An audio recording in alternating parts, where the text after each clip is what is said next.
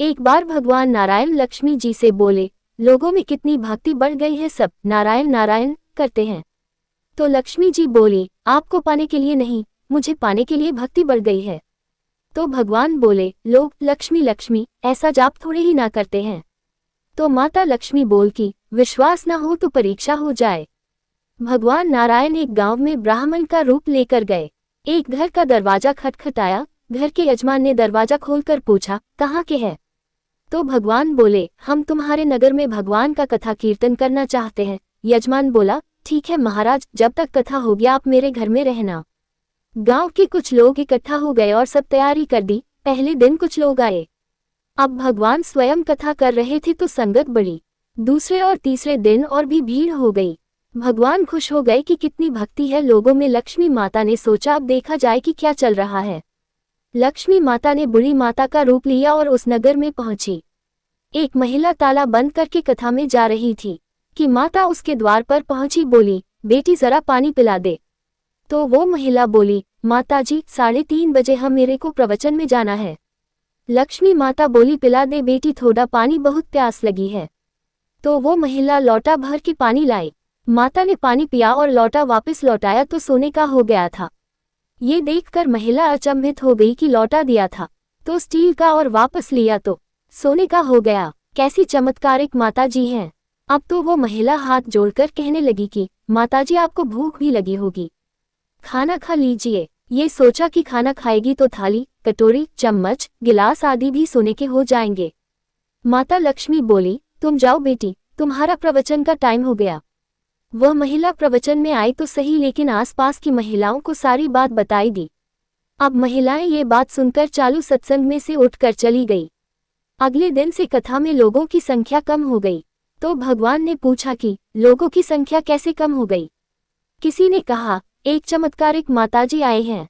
नगर में जिसके घर दूध पीती है तो गिलास सोने का हो जाता है, थाली में रोटी सब्जी खाती है तो थाली सोने की हो जाती है।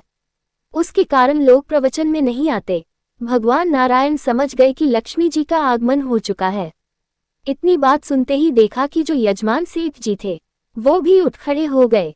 खिसक गए कर माता लक्ष्मी जी के पास पहुंच गए और बोले, माता, मैं तो भगवान की कथा का आयोजन कर रहा था और आपने मेरे घर को ही छोड़ दिया। माता लक्ष्मी बोली, तुम्हारे घर तो मैं सबसे पहले आने वाली थी, लेकिन तुमने अपने घर में जिस कथाकार को ठहराया है वो चला जाए तभी तो मैं आऊं। सेठ जी बोले, बस इतनी सी बात, अभी उनको धर्मशाला में कमरा दिलवा देता हूं। जैसे ही महाराज भगवान कथा करके घर आए तो सेठ जी बोले, महाराज आप अपना बिस्तर बांधो, आपकी व्यवस्था अब से धर्मशाला में कर दी है। महाराज बोले, अभी तो 2/3 दिन बचे हैं कथा के, यही रहने दो। सेठ बोले, नहीं नहीं, जल्दी जाओ, मैं कुछ नहीं सुनने वाला, किसी और मेहमान को ठहराना है। उद्धरण चिन्ह। इतने में लक्ष्मी जी आए, कहा कि सेठ जी आप थोड़ा बाहर जाओ, मैं इनसे निबट लूं।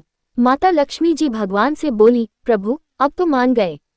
भगवान नारायण बोले, हाँ लक्ष्मी, तुम्हारा प्रभाव तो है, लेकिन एक बात तुमको भी मेरी माननी पड़ेगी कि तुम तब आई जब संत के रूप में मैं यहाँ आया।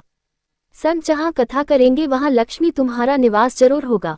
ये कहकर नारायण भगवान ने वहां से बैकुंठ के लिए विदाई ली। अब प्रभु के जाने के बाद अगले दिन सेठ के घर सभी गांव वालों की भीड़ हो गई। सभी चाहते थे कि यह माता सभी के घरों में बारी बारी आए, पर यह क्या, लक्ष्मी माता ने सेठ और बाकी सभी गांव वालों को कहा कि अब मैं भी जा रही हूँ। सभी कहने लगे कि माता ऐसा क्यों, क्या हमसे कोई भूल हुई है? माता ने कहा, मैं वही रहती हूँ जहाँ नारायण का वास होता है। आपने नारायण को तो निकाल दिया, फिर मैं कैसे रह सकती हूँ? और वे चली गई। शिक्षा। जो लोग केवल माता लक्ष्मी को पूजते हैं वे भगवान नारायण से दूर हो जाते हैं। अगर हम नारायण की पूजा करें तो लक्ष्मी तो वैसे ही पीछे पीछे आ जाएंगी, क्योंकि वो उनके बिना रह ही नहीं सकती।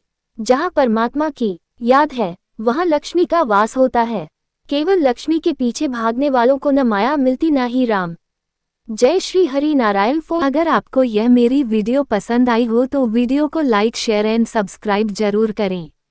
मिलती हूँ अगली जानकारी के साथ, तब तक के लिए जय श्री खाटू श्याम।